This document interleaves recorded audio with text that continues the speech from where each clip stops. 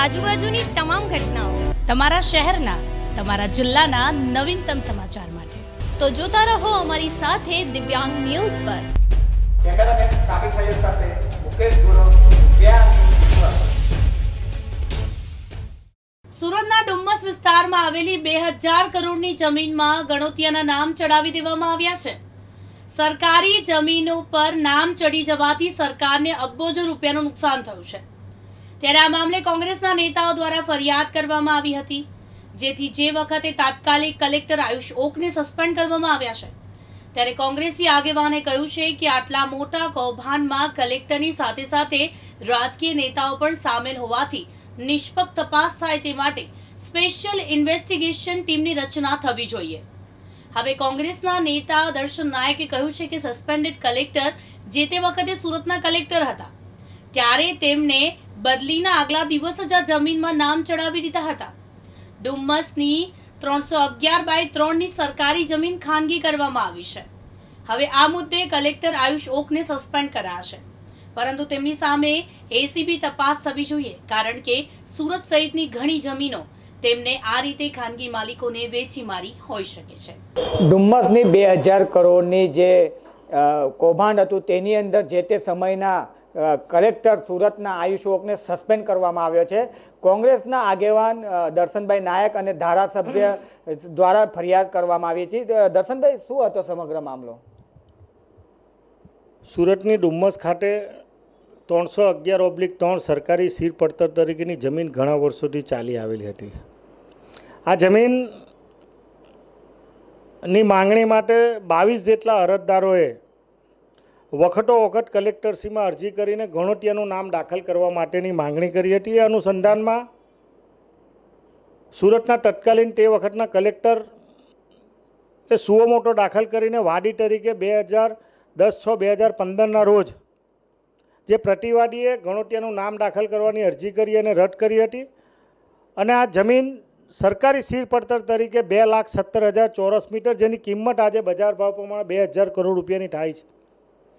એટલે સરકારી હિતમાં જાહેર હિત માટેનો એમણે હુકમ કર્યો હતો. આ હુકમના અમલ પછી 10 વર્ષમાં સુરતના ઘણા કલેક્ટરો આવીને ગયા, બદલી થઈ, પરંતુ આ હુકમને કોઈપણ રીતે બદલવાનો કોઈ કલેક્ટરશ્રીએ પ્રયત્ન ન કર્યો હતો.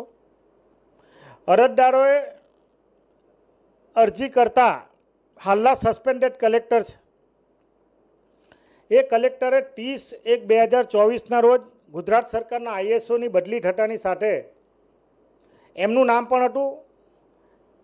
એમણે 29/1/2024ના રોજ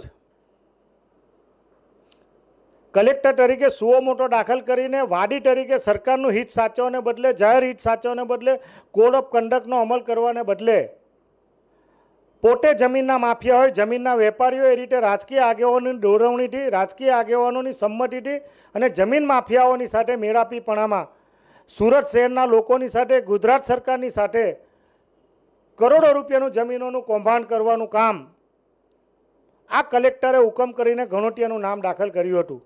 અનુસંધાનમાં જાહેર હિતના રક્ષણ માટે જાહેર હિતની ફરજના ભાગરૂપે અમો અને ધારાસભ્ય તુષારભાઈ ચૌધરી દ્વારા માનનીય મુખ્યમંત્રી, પ્રધાનમંત્રી, તકેદારી આયોગ, મુખ્ય સચિવ અને વિનંતી કરીને પત્ર લખ્યો કે 2000 કરોડ રૂપિયાનું જમીનનું કૌભાંડ સુઆયોજિત રાજકીય આગેવાનો અને જમીન માફિયા અને કલેક્ટરની મેરાપીપણામાં જે કરવામાં આવ્યું છે એની સામે તપાસ થવી જોઈએ. તાત્કાલિક અસરથી કલેક્ટર સસ્પેન્ડ થવો જોઈએ, એની સામે લેન્ડ ગ્રેબિંગ દાખલ થવું જોઈએ અને સુરત શહેરનું હિત સચવાય એ માટે શ્રી સરકાર જમીન થવી જોઈએ, એ માટેનો પત્ર અમે લખ્યો હતો. જી દર્શનભાઈ, તમને શું લાગી રહ્યું છે? કલેક્ટર સસ્પેન્ડ થયા છે તો એની અંદર કોની હજુ સંડોવણી હોય, જે કાયદેસરની હજુ એ લોકો તપાસ કરવી જોઈએ? કલેક્ટરના બદલીના એક દિવસ પહેલાં જ્યારે હુકમ થતો હોય તો સ્વાભાવિક છે કે કલેક્ટરની કોઈની સૂચના હોય, રાજકીયની કોઈ પદાધિકારીની સૂચના હોય અને જમીનના જે માફિયાઓ છે એ જમીનની જે કિંમત છે 2000 કરોડ રૂપિયાની, એ પચાવી પાડવા માટેનું ઘણા સમયથી સુનિયોજિત આ આયોજન હતું. એટલે ફક્ત કલેક્ટરની હિંમત નથી, એની સાથે સંકળાયેલા પદાધિકારી, અધિકારીઓ જેમણે સુરત શહેરના જાહેર હિતને અને સરકારી જમીન આજે ગોચરણ અને સરકારી જે ખોડ ખરાબાની જમીન હોય એનું રક્ષણ કરવાનું કામ એ કલેક્ટરનું છે. કલેક્ટર જ્યારે વાર ચીભરા કરતી હોય તેમ આવા હુકમો કરતા હોય અને સરકારી જમીનનો સોદો કરતા હોય ત્યારે આવા કલેક્ટરની સામે જે કોઈ હુકમ 2021થી 23 સુધીમાં જે કોઈ હુકમ એમણે કર્યા એ સમગ્ર બાબતની એ ફાઇલોની તપાસ થવી જોઈએ. એમની વિરુદ્ધ એસીબીનો ગુનો દાખલ થવો જોઈએ. એ પ્રકારની માંગણી હમો અને તુષારભાઈ અને કોંગ્રેસ પક્ષ વતી આવનારા દિવસોમાં સુરત શહેરના લોકોના હિતમાં, સરકારના હિતમાં થાય ત્યાં સુધીની અમારી લડત ચાલુ રહેશે. જી દર્શનભાઈ, તમારા દ્વારા તપાસના એસઆઈટીની ટીમ બનાવવાની વાત કરી, એસીપીમાં તપાસ કરવાની વાત કરવામાં આવી છે. શું લાગે છે, યોગ્ય તપાસ થશે આમાં?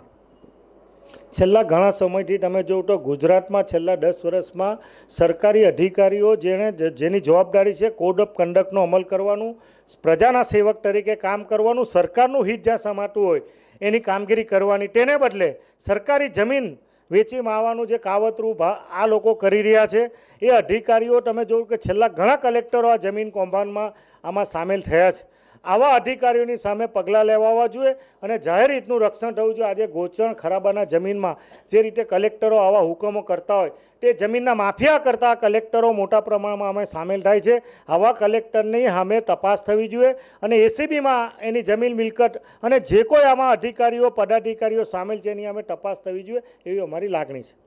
જી, જે રીતે ડુમ્મસની 2000 કરોડનું જે કૌભાંડમાં જે તે સમયના આયુષ કલેક્ટરને સસ્પેન્ડ કરવામાં આવ્યો છે અને સમગ્ર હજુ તપાસ થાય તેવી માંગણી દર્શન નાયક દ્વારા પણ કરવામાં આવી રહી છે. કેમેરામેન સાબિર સૈયદ સાથે મુકેશ ગુરવ, દિવ્યાંગ ન્યૂઝ, સુરત.